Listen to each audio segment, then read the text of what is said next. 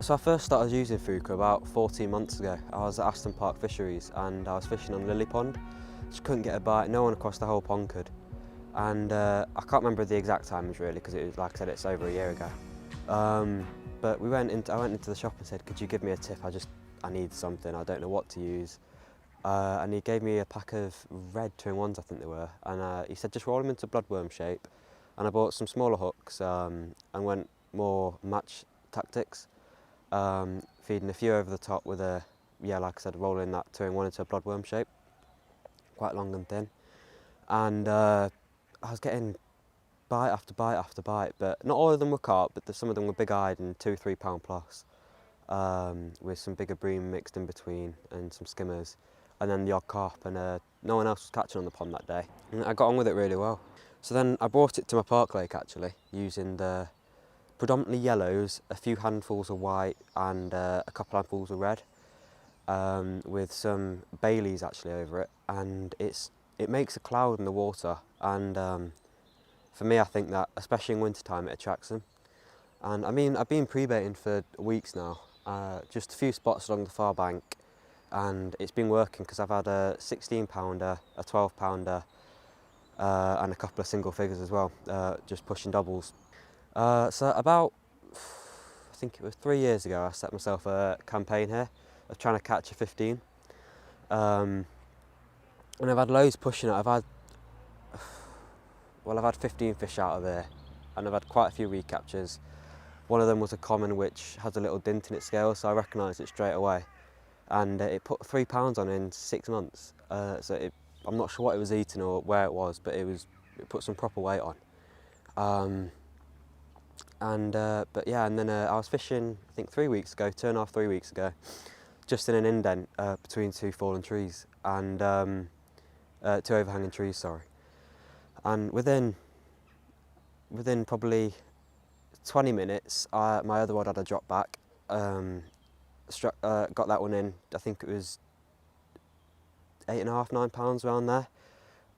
Got that rod back out, and then it went off about an hour later with a 16-pound 2-ounce common.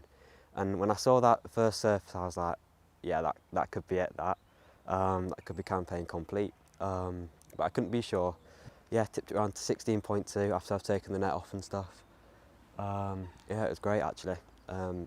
Yeah, so today we're down, I'm fishing one to the far bank and one to a clump of stones actually. And yeah, so it's not, it wasn't much eventful at the start. I was down there early at about 6 in the morning, got the rods out, and each winter it changes here. The bite time could be evening, it could be really early in the morning, it could be lunchtime.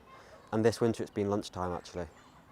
And yeah, the whole lake was quiet until about 10:30 in the morning. And a guy next to me, he was fishing with 3 rods to a set of fallen pads, and he had a bite, and he was talking to me as over near me, and his rods were 30 yards down bank, and yeah, we were just talking about what fish he's caught in here and stuff, and then it whipped off out of nowhere. One of his I think it was his Wrighting rod, just on a small pop-up, and unfortunately he lost out halfway in, and then about half an hour later, my rod ripped off, and I was just stood like I am now, right next to the rods, and the bobbin starts messing about a bit, going up and down. So at the start I thought it was a liner, because the liners can be quite deceiving in here. You can think it's a bite quite easily, because they take a couple ticks off your line, and then suddenly your bobbin will just drop back onto the floor. Yeah, so quite a strong. There's not many mirrors in here. I think it's about 80% commons. When I saw it as a small mirror popped up, the colours were beautiful. The scales, it was like a half linear on one side. And got it in the net after, yeah, probably a 5-minute fight, pushing 10. Yeah, so that was a nice fish, that. I'm really happy with that. Because, yeah, the sensate does put a really good cloud on it, I think. And it's just they're not used to it, that's the thing. They don't see it all the time in water. And I think it's something a bit different, and it catches their eye a bit.